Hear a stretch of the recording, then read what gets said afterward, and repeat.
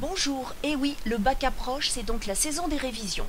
Ici maintenant, comprendre l'évaluation des ECE. Elle se fait à l'aide des compétences. Ces compétences expérimentales sont à l'ordre de 3. Analyser, savoir écrire un protocole. Réaliser, principalement mettre en œuvre un protocole. Et valider, calcul d'une incertitude, un rendement, vérification d'un résultat. On évalue 3 compétences, chacune ayant un coefficient, et la somme de ces coefficients doit être égale à 6.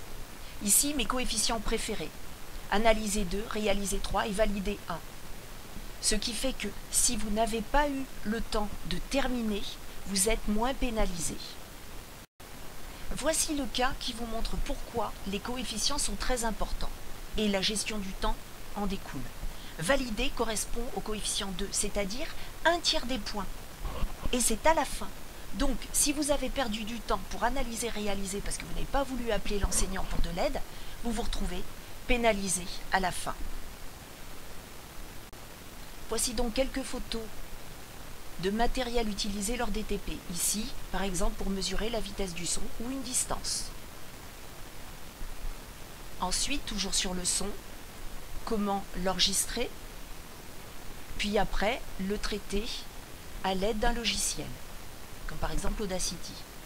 Ensuite, là ici, c'est la lumière, donc là, c'est un laser. Vous pouvez donc avoir toute la partie sur la diffraction, que ça soit par exemple un cheveu qui sera sur le trajet, ou là vous avez une fente, et là utilisée dans un autre cadre. Donc il faudra réviser toutes ces parties à l'aide des cartes mentales. Là vous avez par exemple, ça c'est ce qui concerne le temps, donc la mesure du temps, comment on utilise le chronomètre, vous avez les masses marquées, vous pouvez mesurer un angle. Là c'est le dosage pH métrique, donc revoir la verrerie, revoir toutes les relations avec les concentrations, s'il y a une dilution, les courbes de pH, la cinétique d'une réaction chimique, donc l'utilisation du spectrophotomètre par exemple, on a aussi un chronomètre, et toujours pareil, la réalisation de solutions par dilution. Ici aussi titrage par étalonnage, donc vous avez le spectrophotomètre ou le colorimètre, son utilisation, le traitement à l'aide d'un tableur grapheur.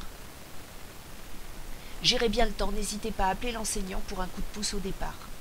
Il vaut mieux perdre des points tout de suite qu'après.